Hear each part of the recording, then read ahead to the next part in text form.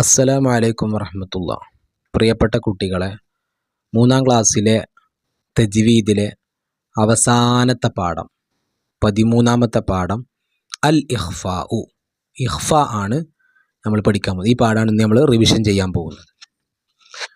ഇവിടെ സാക്കിനായ നൂനിൻ്റെയോ തെൻവീൻ്റെയോ ശേഷം, എന്ത് സാക്കിനായ നൂൻ എന്ന് പറഞ്ഞാൽ ഇതാ സുക്കൂനുള്ള നൂന്, ഈ നൂനിൻ്റെയോ അല്ലെങ്കിൽ തെൻവീൻ, കണ്ടോ ഇതാണ് തെൻവീൻ, അതിൻ്റെ ശേഷം താഴെ കൊടുത്ത ഏതെങ്കിലും ഒരു അക്ഷരം വരിക, ഇതാ താ സാ ജീമ് ദാൽ, ഇതേതെങ്കിലും വന്നാൽ അവിടെ എന്ത് ചെയ്യണം? മറച്ചു മണിക്കണം, തരിമൂക്കിലേക്ക് മറച്ചു മണിക്കുക. അതിനാണ് എന്ത് പറയുക? ഇഖ്ഫാ എന്ന് പറയുക. അപ്പം ഞാനിവിടെ ഓതാം. ഇവിടെ എങ്ങനെ ഓതുന്നുണ്ട്? അന്തും അന്തും. അപ്പം ഞാനിവിടെ നൂന് ഓതിയിട്ടുണ്ട്, പക്ഷേ അത് തരിമൂക്കിലേക്ക് മറച്ചു മണിച്ചിട്ടാണ് ഓതിയത്.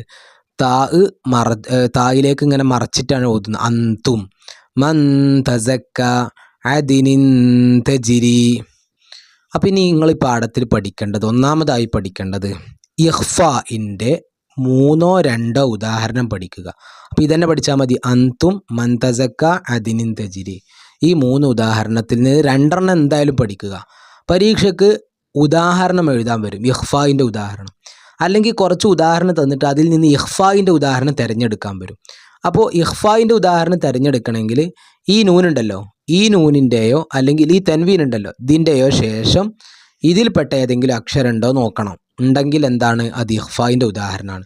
ഇവിടെ നിങ്ങൾ നോക്കൂ, ഇവിടെ താ ഉണ്ടല്ലോ, ഉണ്ട്. ഇവിടെ ഈ നൂനിന് ശേഷം ഏതാ അക്ഷരം? താ ആണ്, അപ്പോൾ അത് ഇഖ്ഫാ ആണ്. മനസ്സിലായോ?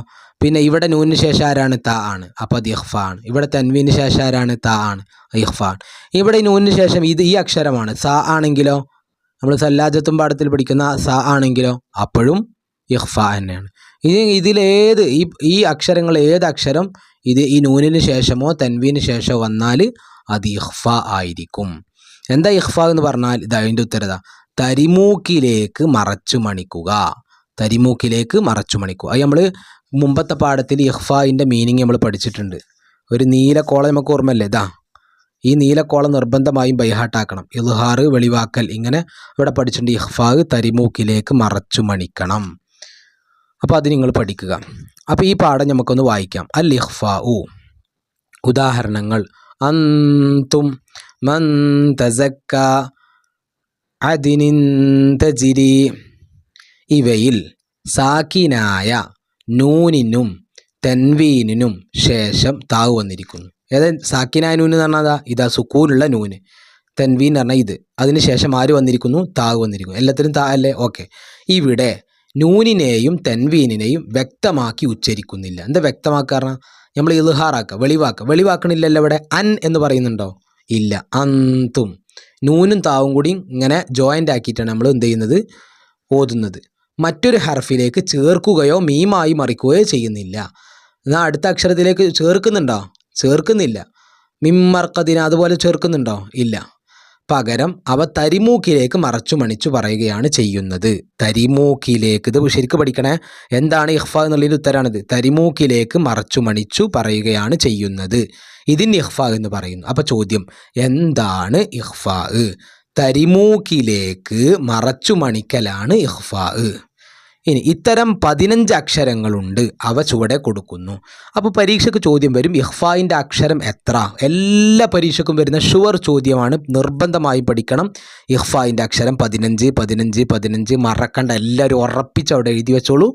15. ഇഖ്ഫാഇൻ്റെ അക്ഷരം എത്രയാണ്? 15. 18 അല്ലേ? 15 ആണ്. 15. ഇനി നോക്കുക, ഈ ഇഖ്ഫാഇൻ്റെ അക്ഷരങ്ങൾ എത്ര ഉണ്ട് നോക്കാം. 15 നമ്മൾ പഠിച്ചു അല്ലേ? താ, സാ, ജീമ്, ദാല്, ദാല്, സായ്, സീന്, ഷീന്, സ്വാദ്, ലോദ്, ത്വാ, ലോ, ഫാ, ഖാഫ്, കാഫ്. ഈ 15 അക്ഷരങ്ങൾ നമ്മൾ ബൈഹാട്ടാക്കണം. ഇത് ബൈഹാട്ടാക്കാൻ ഒരു ട്രിക്ക് ഉണ്ട്.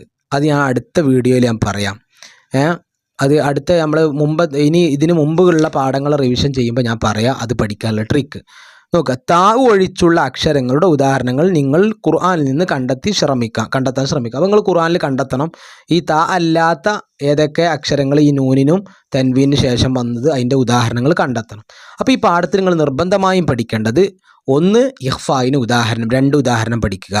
2 ഇഖ്ഫായിൻ്റെ അക്ഷരങ്ങൾ എത്ര? 15. പിന്നെ ഇഖ്ഫായിൻ്റെ അക്ഷരങ്ങൾ പഠിക്കുക.